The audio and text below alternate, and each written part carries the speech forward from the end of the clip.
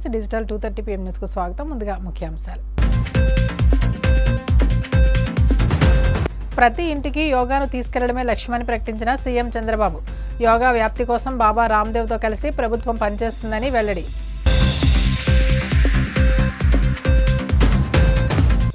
వ్యక్తిగత విమర్శలపై వైసీపీకి హోంమంత్రి అనిత హెచ్చరిక. అనుచిత వ్యాఖ్యలు చేసే ముందు మీ ఇంట్లో ఆడవాళ్ల గురించి ఆలోచించుకోవాలని హితవు.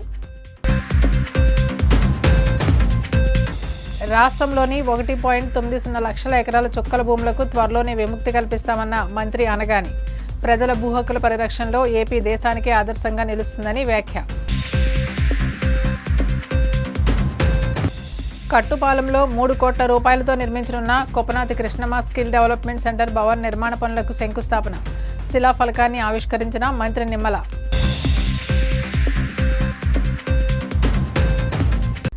ఆంధ్రప్రదేశ్లో ప్రతి ఇంటికి యోగాను తీసుకెళ్లడమే లక్ష్యంగా యుద్ధ ప్రాతిపదికన పనిచేస్తున్నామని ముఖ్యమంత్రి చంద్రబాబు ప్రకటించారు. యోగాను రాష్ట్ర వ్యాప్తంగా ప్రజల్లోకి బలంగా తీసుకెళ్లేందుకు ప్రముఖ యోగా గురువు బాబా రామ్దేవ్తో కలిసి ప్రభుత్వం పనిచేస్తుందని ఆయన స్పష్టం చేశారు.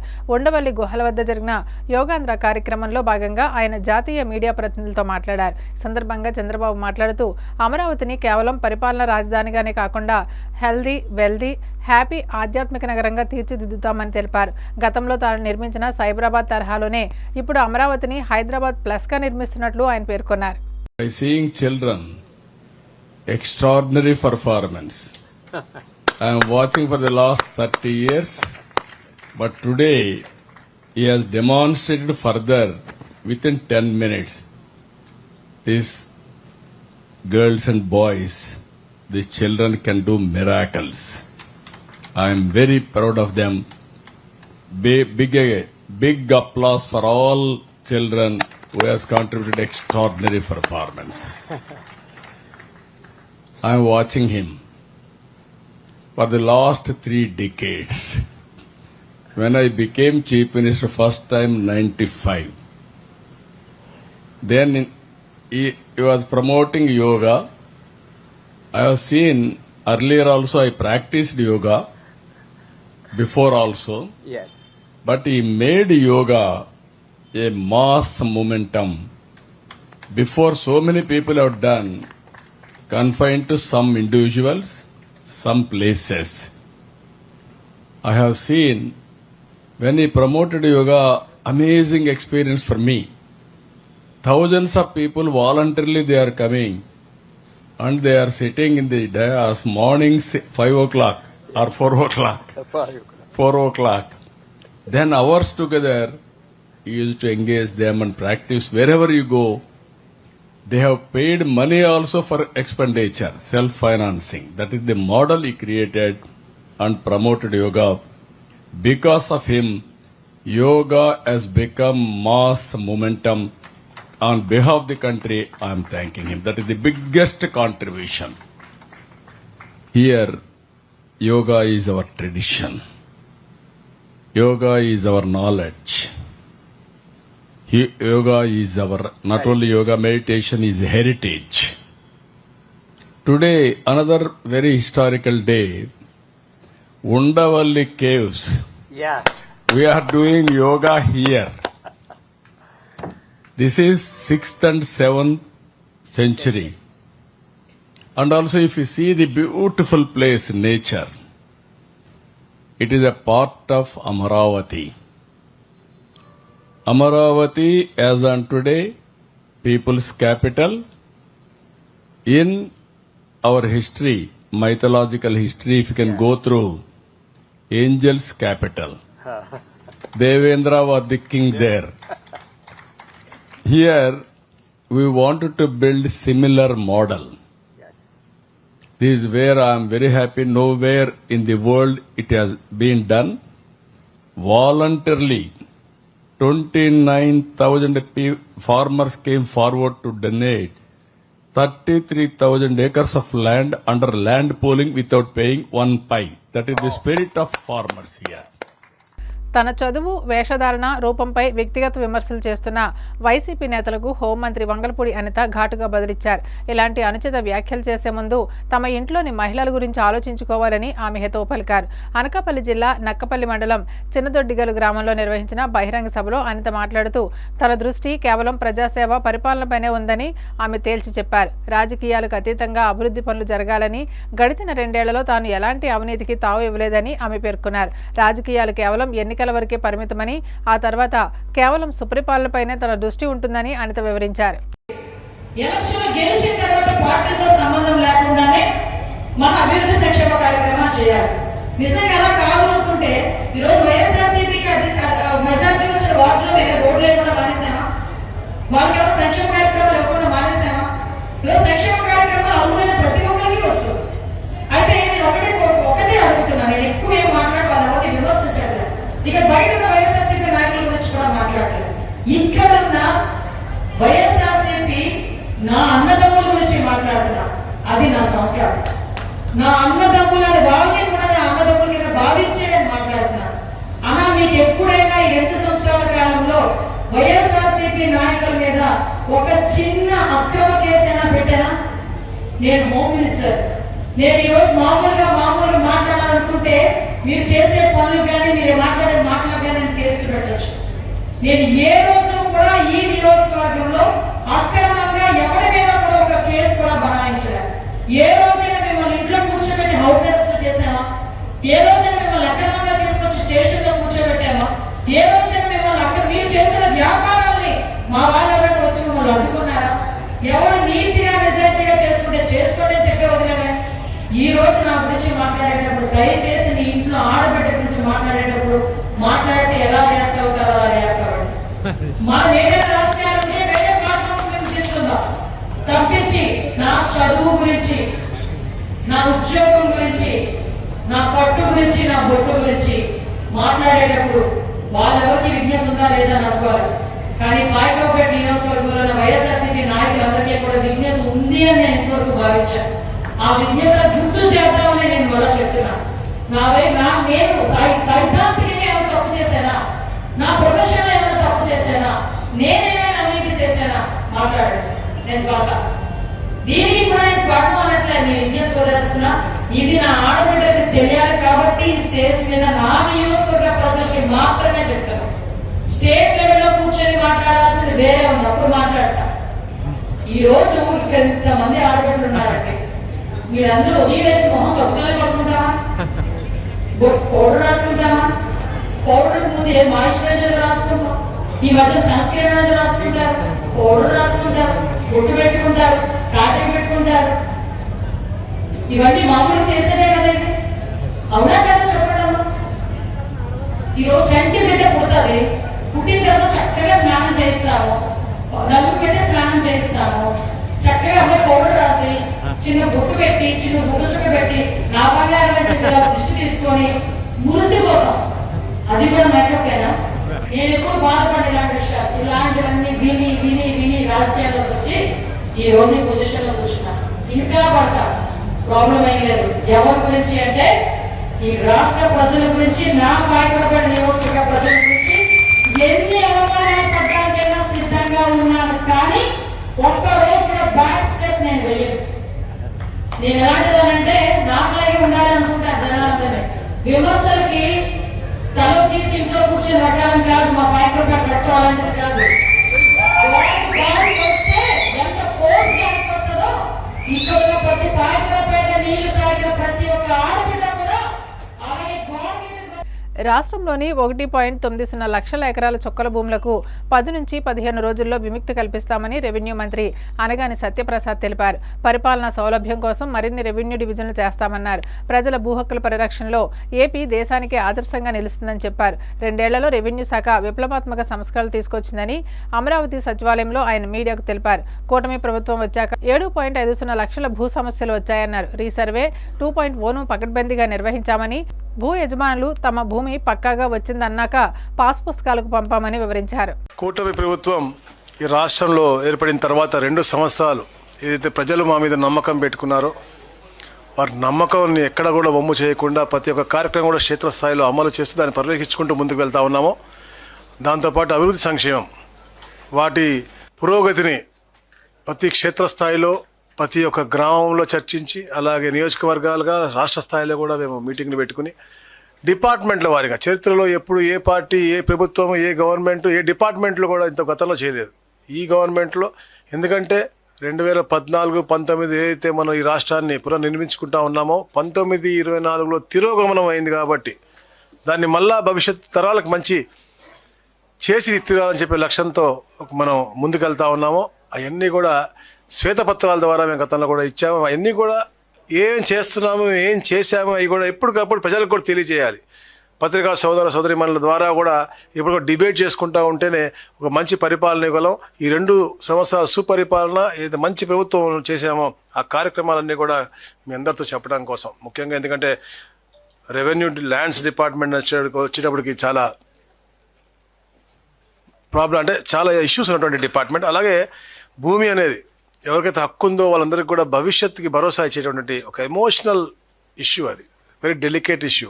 సో అందుకనే పగడ్బందీగా ఎవరెవరి హక్కులు వాళ్ళు కల్పించాలని చెప్పేసి గౌరవ ముఖ్యమంత్రి గారు ఎప్పటికప్పుడు ప్రతి నెల కూడా 2 రివ్యూలు పెట్టుకోవటం, ప్రతి నెల 9వ తారీఖున క్షేత్రస్థాయిలో ప్రజల దగ్గరికి వెళ్ళటం, వాళ్ళ సమస్య తెలుసుకోవటం, వాళ్ళని కలవటం, వాళ్ళ రీసర్వేలో పాలు పంచుకోవటం, అలాగే మీటింగ్ పెట్టి అక్కడ కూడా ప్రజలతో వాళ్ళ యొక్క గ్రీవెన్సెస్ తీసుకుని అవన్నీ కూడా సత్వర పరిష్కారం చేసే దిశగా ప్రతి నెల 9వ తారీఖున ఈ రెవెన్యూ డే కార్యక్రమం చేయడం, పాస్బుక్లు కూడా ఇవ్వటం, ఏదైతే రాజముద్రతో అందరి ఆత్మగౌరవం, ఆత్మాభిమానం ఉండే విధంగా ఉన్నటువంటి పాస్బుక్లు కూడా ఇచ్చే దిశగా ఈ కార్యక్రమాలు చేస్తూ ఉన్నాం. మీ అందరికీ తెలుసు, ఎలక్షన్ ముందు మేము చెప్పాం, ఏదైతే ల్యాండ్ టైటిలింగ్ యాక్ట్ అనేది భూతం ఉందో అది రద్దు చేస్తామని చెప్పాం. జూన్ 12వ తారీఖు 2024 గౌరవ ముఖ్యమంత్రిగా తొలి సంతకం దాని పెట్టడం జరిగింది. ఏదైతే అందరి హక్కులను ముప్పు తెచ్చే విధంగా, అలా భంగం కలిగించే విధంగా రాజకీయ ప్రయోజనాల కోసం ఏర్పాటైనటువంటి ఈ ల్యాండ్ టైటిలింగ్ యాక్ట్, ఎందుకంటే జ్యుడిషియల్ ఇంటర్వెనెన్స్ కూడా లేకుండా తగ్గించేసి వాళ్ళది కూడా ఒక టీఆర్ఓని పెట్టో లేకపోతే సివిల్ కోర్టుకి వెళ్లకుండా ఉండే విధంగా ఓన్లీ హైకోర్టు వెళ్ళే విధంగా కొన్ని ప్రణాళికాబద్ధంగా వాళ్ళ అనువాయులు బాగుపడే విధంగా ఆ ల్యాండ్ టైటిలింగ్ యాక్ట్ ఉంది కాబట్టి మేము రద్దు చేశాం. అలాగే ఏ పార్టీ, ఏ గవర్నమెంట్ ఎవరు చేయని విధంగా 24 నెలల్లో 7 కలెక్టర్ కాన్ఫరెన్స్ పెట్టి, ఒక ఇంటరాక్టివ్ సెషన్స్ పెట్టి వాళ్ళతో కూడా ఐడియాస్ తీసుకుని క్షేత్రస్థాయిలో ఈ ప్రజలకు ఉన్నటువంటి సమస్యలు ఎలా ఏం చేస్తే పరిష్కరించబడతాయని చెప్పి అందరూ head of the departments, collectors అందరు కూడా ఉండి డిస్కస్ చేసి అవన్నీ కూడా ఎప్పటికప్పుడు మానిటర్ చేస్తున్నటువంటి ప్రభుత్వం ఈ కూటమి ప్రభుత్వం. గౌరవ ముఖ్యమంత్రి చంద్రబాబు నాయుడు గారు, ఉప ముఖ్యమంత్రి పవన్ కళ్యాణ్ గారు ఎప్పటికప్పుడు ఇవన్నీ కూడా పర్యవేక్షించుకుంటూ ఇప్పుడు మన తరుణంలో ప్రతి వారం కూడా ఒక రోజున every month 4 visits to 1 village అని పెట్టేసి ఒక అద్భుతమైన కార్యక్రమం చేసుకుంటూ ఆ విలేజ్లో ఉన్న సమస్యలన్నీ కూడా ఆ టైం పీరియడ్లో ఐడెంటిఫై చేసి వాటిని పరిష్కరించే విధంగా, ఎందుకంటే మాట్లాడుతూ ఉంటే అవి పరిష్కారం ఆటోమేటిక్గా వస్తాయనే లక్ష్యంతో ఇలాంటి కార్యక్రమాలు కూడా చేస్తా ఉన్నారు. It's like an arbitration also, but చేయగలిగినవి కూడా పాజిటివ్గా చేయాలని, గవర్నమెంట్ పరంగా అయ్యేవి ఏదైతే ఉన్నాయో అన్నీ కూడా తప్పకుండా చేయాలని చెప్పి లక్ష్యంతో ఈ కార్యక్రమం చేస్తూ ఉన్నారు. స్థానిక సంస్థల్లో బీసీల 34% రిజర్వేషన్లు 10% తగ్గించి జగన్ బీసీలకు తీరని ద్రోహం చేశారని మంత్రి నిమ్మల రామానాయుడు విమర్శించారు. పశ్చిమ గోదావరి జిల్లా యలమంచిలి మండలం కట్టుపాలెంలో 3 కోట్ల రూపాయలతో నిర్మించనున్న Kopanati Krishnamma skill development centre భవన నిర్మాణ పనులకు ఆయన శంకుస్థాపన చేసి శిలాఫలకాన్ని ఆవిష్కరించారు. దేశంలోనే ప్రప్రథమంగా బీసీలకు ఎన్టీఆర్ రిజర్వేషన్లు కల్పించారని, తర్వాత వచ్చిన చాలా మంది ముఖ్యమంత్రులు రిజర్వేషన్లు కొనసాగిస్తే జగన్ మాత్రం ద్రోహం చేశారని విమర్శించారు. బీసీలకు రాజకీయ ప్రాధాన్యత కల్పించిన పార్టీ తెలుగుదేశం పార్టీ అన్నారు. పాలకొల్లులో గౌడ శెట్టిబలిజ కళ్యాణ మండపానికి గతంలో 1.5 కోట్లు, ప్రస్తుతం 3 కోట్లతో నిర్మాణ పనులు చేపట్టామన్నారు. ఆవాస స్కిల్ డెవలప్మెంట్ సెంటర్ కళ్యాణ మండపం శంకుస్థాపన. బీసీ అంటే తెలుగుదేశం, తెలుగుదేశం అంటే బీసీ.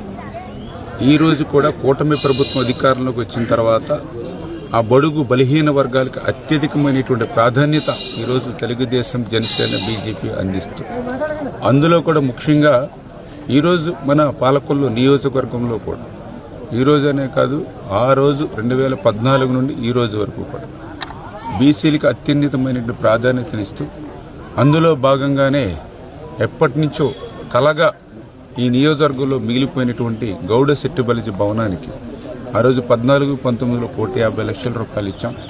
మళ్ళీ ఈరోజు 24 అధికారంలోకి వచ్చిన తర్వాత మళ్ళీ 3 కోట్ల రూపాయలు ఈరోజు ఇచ్చి ఆ గౌడ సెట్టుబలిజ భవనాన్ని నిర్మాణాన్ని ముందుకు తీసుకెళ్లడంలో కానీ, అదేవిధంగా ఈరోజు ఒక పెనుమదం గ్రామం కానీ, ఒక మట్టపోర గ్రామం కానీ, ఒక మేడపాడు గ్రామం కానీ, ఒక కలగంపూడి గ్రామం కానీ, ఒక వెలివెల గ్రామం కానీ, ఒక ఆగర్తిపాలెం గ్రామం కానీ, ఇట్లా చెప్పుకుంటూ పోతే ఏ గ్రామానికి పోయినా కూడా ఇవాళ పెద్ద ఎత్తున గౌడ సెట్టుబలిజ బీసీ భవనాలని పెద్ద ఎత్తున ప్రాధాన్యతనిచ్చి ఈరోజు మేము పూర్తి చేసి వాళ్ళందరికీ కూడా బీసీలకి ఒక ఆస్తిగా ఆ గ్రామాల్లో ఈరోజు ఆ కమ్యూనిటీ హాల్స్ని, కళ్యాణ మండపాలని మేము నిర్మాణం చేసి ఈ కూటమి ప్రభుత్వం ఇస్తున్నటువంటి పరిస్థితి.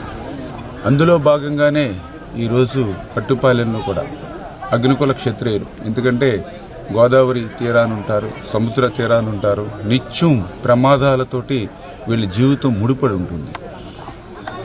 ఇంటి నుంచి బయటికి వెళ్ళిన తర్వాత మళ్ళీ ఇంటికి వచ్చేంత వరకు కూడా మరి ఈవేళ వీరి జీవితాలు దినదిన గండంగా ఉండేటువంటి పరిస్థితి. అటువంటి అగ్నికుల క్షత్రియులు గత ప్రభుత్వంలో వరదలకు గురైనటువంటి పరిస్థితుల్లో ఆ రోజు ప్రతిపక్షంలో ఉన్నటువంటి నాయకుడు చంద్రబాబు నాయుడు గారు స్వయంగా ఆ రోజు దొడ్డిపట్ల, అబ్రాజిపాలెం, గంగడపాలెం, లక్ష్మీపాలెం, మోకాల్లోతు బురదలో ఆయన ఆ గోదావరి వరద ప్రాంతాలని ఆ రోజు చూసి ఆ యొక్క అగ్నికుల క్షత్రియుల కష్టాలను కూడా దగ్గర నుండి చూసి, నేను కూడా అధికారంలోకి వచ్చిన తర్వాత అవన్నీ గుర్తు చేసి ఆ యొక్క అగ్నికుల క్షత్రియులకు కూడా ఒక 3 కోట్ల రూపాయలు పెట్టి ఒక స్కిల్ డెవలప్మెంట్ సెంటర్ ఏదైతే నిర్మాణం చేసేస్తామని ఏదైతే మాట ఇచ్చామో ఆ మాటను నిలబెట్టుకుని 3 కోట్ల రూపాయలు నిధులు చంద్రబాబు నాయుడు గారి చేత మంజూరు చేయించి ఈరోజు ఈ యొక్క కట్టుపాలెంలో దీన్ని ఈరోజు శంకుస్థాపన చేసుకోవడం జరిగింది. ఖచ్చితంగా ఈ మిగిలినటువంటి సామాజిక వర్గాలు కూడా ఎవరికి ఏ ఇబ్బంది లేకుండా ఇంకా ఇక్కడ కూడా ఇరిగేషన్కి సంబంధించినటువంటి శాఖను కూడా పోరంబోకు స్థలాన్ని కూడా ఐడెంటిఫై చేసాం. 70 సెంట్లు ఇక్కడ కూడా ఇంకా కొంత సైట్ ఉంది. ఇవన్నీ కూడా ఈ యొక్క గ్రామంలో ఉన్నటువంటి అవసరాలు, గ్రామంలో ఉన్నటువంటి సామాజికంగా ఇతర ఎవరైతే ఉన్నాయో వాళ్ళందరి అవసరాలు తీర్చేటువంటి విధంగా ఈ ప్రభుత్వం వాటిని కూడా నిధులిచ్చి మంజూరు చేసి ముందుకు తీసుకెళ్తామని చెప్పి మీ ద్వారా ఈ సందర్భంగా తెలియజేసుకుంటూ, ఈ రకంగా బీసీల అభివృద్ధికి, బీసీల సంక్షేమానికి కట్టుబడినటువంటి ప్రభుత్వం కూటమి ప్రభుత్వం. విజయవాడలో గాదే సాయికృష్ణ అనే యువకుడిని పోలీస్ స్టేషన్లో నిలువున కొట్టి చంపిన ఉదంతం కీలక మలుపు తిరిగిందని మాజీ మంత్రి అంబటి రాంబాబు వెల్లడించారు. సాయికృష్ణ తల్లి విజయలక్ష్మి ఇచ్చిన రిపోర్ట్ ఆధారంగా కృష్ణలంక సీఐ నాగరాజును ఏకైక నిందితుడిగా చూపిస్తూ పోలీసులు ఎట్టకేలకు ఎఫ్ఐఆర్ నమోదు చేశారన్నారు. తాడేపల్లి వైసీపీ కేంద్ర కార్యాలయంలో మీడియాతో మాట్లాడారు. జగన్ పర్యటన తర్వాతే ముఖ్యమంత్రి చంద్రబాబుకు బాధితులు గుర్తొచ్చారని, వారిని పిలిపించుకుని న్యాయం చేస్తామని చెప్పడం కేవలం నష్ట నివారణ చర్యల్లో భాగమేనని మండిపడ్డారు. ఒక రిపోర్టు తీసుకొని ఆ రిపోర్టు మీద ఒక ఎఫ్ఐఆర్ని 107/2026 దానిలో కృష్ణలంక సిఐని సోల్ అక్యూజ్డ్గా పెట్టి కేసు రిజిస్టర్ చేశారు. ఈ కేసు రిజిస్టర్ చేయటం అనేది చాలా పెద్ద పోరాటం తర్వాత మాత్రమే జరిగింది. సూమోటివ్గా చేసినటువంటి కేసు రిజిస్టర్ కాదు ఇది. దానితో పాటు ఈ మొత్తం కథంతా రాష్ట్ర ప్రజానీకం గత కొన్ని రోజులుగా మీడియాలో చూస్తూ ఉన్నారు. ఇంకొక చిన్న విషయాన్ని ఇక్కడ చెప్పదలుచుకున్నది ఏంటంటే, ఇది ఇవాళ కేసు రిజిస్టర్ చేశారు. నిన్న సాయంత్రం మాజీ ముఖ్యమంత్రి అపోజిషన్లో ఉన్నటువంటి జగన్మోహన్ రెడ్డి గారు వెళ్ళి ఆ కుటుంబాన్ని పరామర్శించి వారికి జరిగిన అన్యాయాన్ని ఎక్స్పోజ్ చేయడానికి ప్రయత్నం చేశారు. ఆ మరుసటి రోజునే పోలీసు వారు బతికినాడాలో బామాలారో బెదిరించారో నాకు తెలియదు, కానీ విజయలక్ష్మి గారిని తీసుకువెళ్ళి ఒక ఎఫ్ఐఆర్ రాంచుకొని దాన్ని రిజిస్టర్ చేశారు. రిజిస్టర్ చేసి బాధితులకు న్యాయం చేస్తామని గౌరవ ముఖ్యమంత్రి చంద్రబాబు నాయుడు గారు పిలిపించుకొని మరీ చెప్పారు. సంతోషం. బాధితులకి ఇన్నాళ్ళు ఎందుకు చేయలేదు సార్? ఈ బాధితులకు న్యాయం ఈ రోజు వరకు ఎందుకు చేయలేదు? జగన్మోహన్ రెడ్డి గారు వెళ్ళి పరామర్శించి ఇది అన్యాయం అని చెప్పేంత వరకు ప్రభుత్వానికి కళ్ళు లేవా? చంద్రబాబు నాయుడు గారు పరిపాలన చేయటం లేదా? ఎందుకు చేయలేదనేది ఇక్కడ ప్రశ్న. దీని మీద మీరు ఇంతకు ముందు కూడా విన్నారు, చాలా కొత్త కొత్త విషయాలు బయటకు వస్తున్నాయి. గాదే సాయికృష్ణని మార్కాపురం నుంచి పట్టుకొచ్చి జైలుకు తీసుకురాలేదట. 2 రోజుల పాటు ఒక హోటల్లో పెట్టి అక్కడ చిత్రహింసలు చేశారు. చిత్రహింసలు చేసిన తర్వాత నాగరాజుకి అప్పచెప్పారు. This is the information, fact అని నమ్మి ముందు చెప్తున్నా నేను. ఒక నాగరాజు మీద నెట్టేస్తారా? నాగరాజు మీద నెట్టేసి కేసును క్లోజ్ చేయాలని ఎఫ్ఐఆర్ రిజిస్టర్ చేసి అయిపోయింది అనుకుంటున్నారు. అసలు ప్రారంభం ఇక్కడి నుంచే మొదలవుతుందని కూడా ఈ సందర్భంగా నేను చెప్పదలుచుకున్నా. అసలు ప్రారంభం మీరు నేరాన్ని అంగీకరించినటువంటి పత్రం ఇది, పూర్తి పత్రం కాదు ఇది. చంద్రబాబు నాయుడు గారు నేరాన్ని అంగీకరించారు. మా ప్రభుత్వం పోలీస్ స్టేషన్లో ఒక యువకుణ్ణి దారుణంగా కొట్టి చంపిన మాట నిజం అని నమ్మి ఇది రిజిస్టర్ చేశారు. ఇంతకు ముందాక ఎందుకు రిజిస్టర్ చేయలేదు నేను అడుగుతా ఉన్నా. విజయవాడలోని పోలీస్ స్టేషన్లు చట్టానికి రక్షించే కేంద్రాలుగా కాకుండా ప్రజలను భయభ్రాంతులకు గురిచేసే వేధింపుల కేంద్రాలుగా కస్టోడియల్ టార్చర్ రూమ్స్లా మారిపోయాయని YCP SC cell working president Kommuri Kanakarao ఆరోపించారు. తాడేపల్లి పార్టీ కేంద్ర కార్యాలయంలో ఆయన మీడియాతో మాట్లాడుతూ విజయవాడలో ఒకే తరహా పోలీస్ అక్రమాలు అరాచకాలు వరుసగా జరుగుతుండడం చూస్తుంటే ఇక్కడ లా అండ్ ఆర్డర్ ఉందా అనే అనుమానం కలుగుతుందన్నారు. గాదే సాయికృష్ణ పోలీస్ కస్టడీ తర్వాత అదృష్టం కావడం, లాకప్ డెత్లో మరణించిన సంఘటన గురించి మరిచిపోకముందే అదే కృష్ణలంక పోలీస్ స్టేషన్లో సీఐ వేధింపులు భరించలేక దళిత యువకుడు క్రాంతికుమార్ ప్రాణాలు తీసుకున్న ఘటన చూస్తే పోలీసులంటేనే ప్రజలకు భయాన్ని కలిగిస్తుందని ఆరోపించారు. మాజీ ముఖ్యమంత్రి జగన్మోహన్ రెడ్డి గారు సాయి కృష్ణ కుటుంబాన్ని పరామర్శించడం జరిగింది. ఎప్పుడైతే జగన్మోహన్ రెడ్డి గారు ఆ కుటుంబాన్ని పరామర్శించడం జరిగిందో అప్పటి వరకు సాయి కృష్ణ తల్లి కానీ వాళ్ళ బంధువులు కానీ మా కొడుకు ఆసూకి చెప్పండి అని చెప్పేసి అడుగుతున్నప్పుడు కూడా చెవిటోడు ముందు చెంకుదినట్టుకున్నటువంటి ఈ ప్రభుత్వం ఎప్పుడైతే జగన్మోహన్ రెడ్డి గారు ఆ ఇంటికి పరామర్శకెళ్లారో వెంటనే ఆగమేఘాల మీద సాయి కృష్ణ ఏదైతే సాయి కృష్ణ ఆసుకు కనపడిందో వాళ్ళ తల్లి ఆరోపిస్తా ఉందో వాళ్ళ అనుమానాలు ఉన్నాయో దాన్ని ఆధారం చేసుకొని నాగరాజు మీద కేసు కట్టడం జరిగింది. కేసు కట్టి ఇది హత్యా నేరం కింద కేసు కట్టేటువంటి పరిస్థితి ఈరోజు మనం చూసాం. సంతోషం.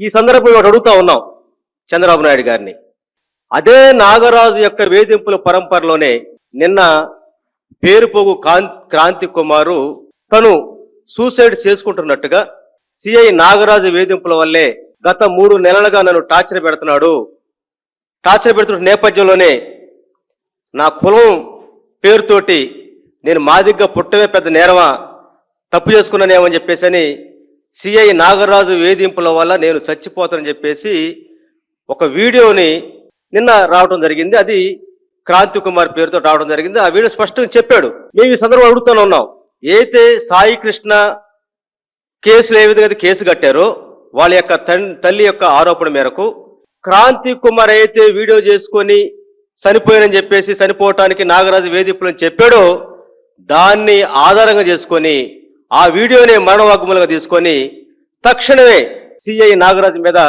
వేధింపులు క్రాంతి కుమార్ చనిపోవటానికి కారకుడయ్యారో నాగరాజు మీద ఎస్సీ ఎస్టీ యాక్ట్ ప్రకారంగా ప్రేరేపించి చావు కారణమయ్యాడో నాగరాజు మీద ఇది కూడా కేసు కట్టాలని చెప్పేసి మేము డిమాండ్ చేస్తా ఉన్నాం. మీరు అన్నారు కదా ఫ్రెండ్లీ పోలీస్ అని చెప్పేసి, మా ప్రభుత్వంలో దళితులకి పెద్దపేట వేస్తా ఉన్నారు కదా, మరి ఈరోజు ఆంధ్ర రాష్ట్రంలో పేరుపువ్వు క్రాంతి కుమార్ నుంచి మొదలు పెడితే ఇప్పటికి దాదాపు 15 మంది పైగా ఎస్సీలు ఈ రాష్ట్రంలో బలైపోయినటువంటి సంఘటన మనం చూస్తా ఉన్నాం. మాకు అన్యాయం జరిగిందని రోడ్డు మీదకి వస్తే పట్టించుకోవట్లేదు, కానీ బాధితుల పక్షాన్ని ఎప్పుడైతే జగన్మోహన్ రెడ్డి గారు ముందుకెళ్తున్నారో అప్పుడు మాత్రమే పోలీసు ప్రభుత్వం దిగొస్తా ఉంది. అది రైతుల విషయం కావచ్చు, దాడులు జరిగినప్పుడు ఆ కుటుంబాన్ని పరామర్శించినప్పుడు అప్పుడు ఆగమేఘాల మీద ప్రభుత్వాలు స్పందించలేదు తప్ప, అంటే ప్రభుత్వాలు పనిచేయాలంటే ఏదో ఒక అత్యాచారమో హత్యో జరిగితే తప్ప మీరు స్పందించరా? అంటే ఈ రోజు రాష్ట్రంలో ప్రభుత్వం ఉందా, అదేవిధంగా చట్టాలు పనిచేస్తున్నది అదొక పెద్ద మాయగా అదొక ప్రశ్నగా మిగిలిపోయినటువంటి నేపథ్యం ఇప్పుడు మనం చూస్తా ఉన్నాం. ఆ నేపథ్యంలోనే ఈరోజు రాష్ట్ర వ్యాప్తంగా ఎక్కడ చూసినా సరే దాడులు, హత్యలు, అత్యాచారాలు ఒక రెడ్ బుక్ రాజ్యాంగానికి కేంద్రంగా మారినటువంటి నేపథ్యంలోనే పోలీసు అరాచకత్వం పెరిగిపోయిన దానికి కృష్ణలంక సిఐదే సాక్ష్యం అని చెప్పేసి తెలియజేస్తా ఉన్నాం. పేరుపు క్రాంతి కుమార్ చనిపోయే ముందు అతని యొక్క మరణ వాగ్మూలంతో పాటు అదే రోజు వాళ్ళ తండ్రి కూడా పోలీసులు మా ఇంటికి రావడం జరిగింది. నాగరాజు గారు సిఐ గారు రమ్మని చెప్పేసి చెప్పినటువంటి నేపథ్యంలో అతను భయపడిపోయి, ఎందుకంటే అతను గత 3 నెలలకు ఇబ్బంది పెడుతున్నాడు కాబట్టి, సాయి కృష్ణ ఉదంతో అతని మనసులో ఉంది కాబట్టి తెలుసు కాబట్టి నాకు అట్లా జరిగిదేమని చెప్పి భయపడి అక్కడికి పోయినా సావే కాబట్టి ఇక్కడ సావే కాబట్టి చెప్పేసి అతను ఆత్మహత్య చేసుకోవటానికి పోలీసులే కారణం అని చెప్పి వాళ్ళ తండ్రి కూడా 21వ తారీఖు 22వ తారీఖు కంప్లైంట్ ఇవ్వడం జరిగింది. క్రాంతి కుమార్ జరిగినటువంటి ఏదైతే ఈ మరణ వాంగ్మూల రికార్డు బయటకు వచ్చినాక విజయవాడ సిపికి కూడా కంప్లైంట్ ఇచ్చినటువంటి పరిస్థితి చూసాం. అయినా కూడా చెవిటోడు ముందు శంకుదినట్టుగా వాళ్ళు పట్టుకోకపోవటం వల్ల ఈ రోజు గంట క్రితమే వాళ్ళ తండ్రి కూడా ప్రెస్ మీట్ పెట్టి పోలీసుల వల్ల నాకు న్యాయం జరిగిందని తెలుసుకొని నేను లీగల్ గా న్యాయపరంగా ముందుకెళ్తానని చెప్పడం జరిగింది. ఇప్పుడైనా సరే ప్రభుత్వం మొద్దు నిద్ర వదిలి దళితులుగా అండగా ఉండాలని నిరూపించుకోవాలంటే ఖచ్చితంగా క్రాంతి కుమార్ విషయంలో చట్టపరమైన చర్యలు తీసుకొని నాగరాజు పైన కూడా కేసు పెట్టాలని చెప్పేసి కోరుకుంటాను. వార్తలు ముగించే ముందు ముఖ్యాంశాలు మరోసారి. ప్రతి ఇంటికి యోగాను తీసుకెళ్లడమే లక్ష్యమని ప్రకటించిన సీఎం చంద్రబాబు. యోగా వ్యాప్తి కోసం బాబా రామ్దేవ్తో కలిసి ప్రభుత్వం పనిచేస్తుందని వెల్లడి.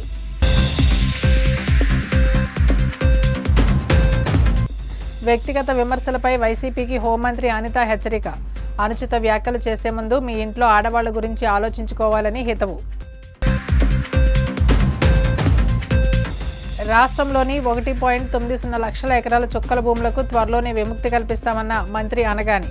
ప్రజల భూ హక్కుల పరిరక్షణలో ఏపీ దేశానికే ఆదర్శంగా నిలుస్తుందని వ్యాఖ్య. కట్టుపాలెంలో 3 కోట్ల రూపాయలతో నిర్మించనున్న Kopanati Krishnamma skill development centre Bhavan నిర్మాణ పనులకు శంకుస్థాపన. శిలాఫలకాన్ని ఆవిష్కరించిన మంత్రి నిమ్మల. సిసి సున్న సమాప్తం. నమస్కారం.